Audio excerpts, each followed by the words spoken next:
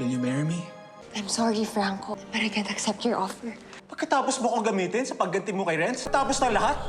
Sa pag-alis ni Christina sa restaurant ay giniit ni Luz na nabuking lang siya kaya siya nagsorry kay Rose.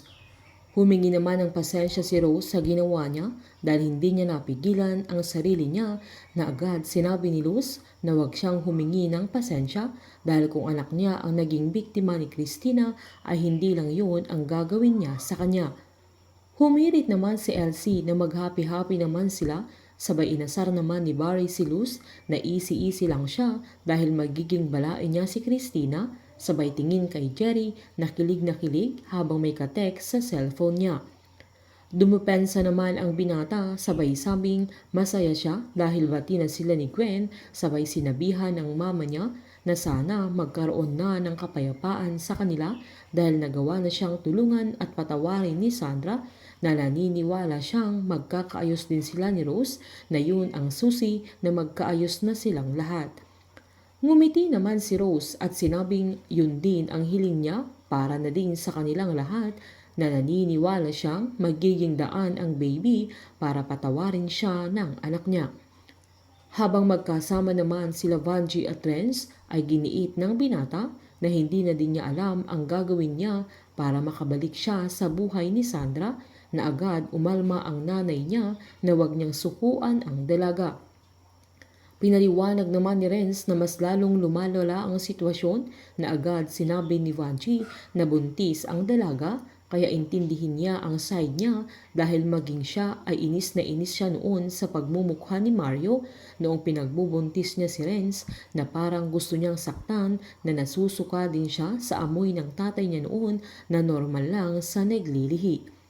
Sinaad naman ni Renz na magkaiba ang sitwasyon nila dahil galit na galit siya sa kanya dahil sa kasalanan niya na giniit ni Vanjie na wag niyang sukuan kahit ilang beses siyang itaboy, sabay sinabing kilala niya si Renz na kailanman ay hindi siya marunong sumuko, alang-alang sa magiging baby nila ay wag niyang sukuan si Sandra.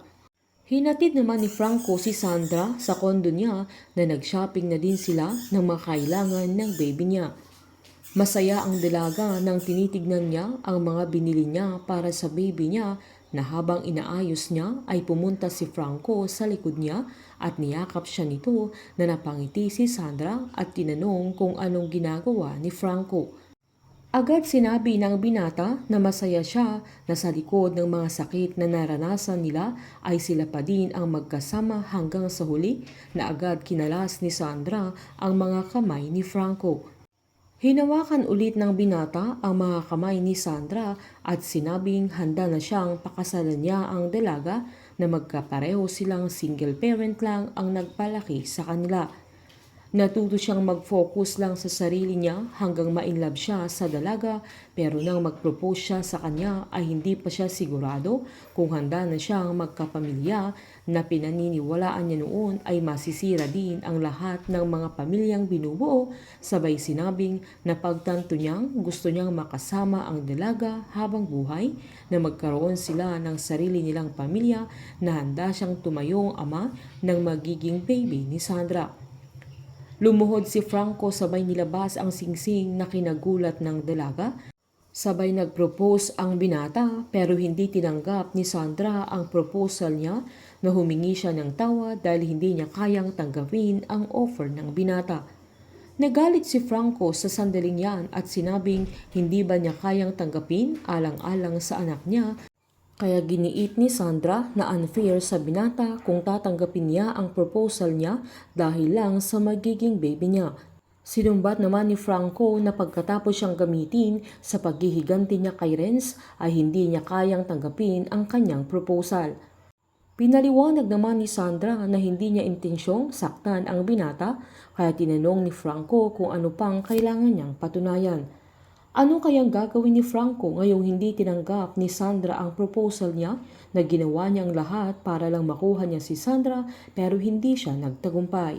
Painit ng painit ang mga tagpo, sabay-sabay po nating subaybayan ang advance episode ng Unbreak My Heart dito po sa aking channel. Patuloy lamang pong manood at mag-subscribe para ma-update po kayo sa mga susunod na episode. Marami pong salamat.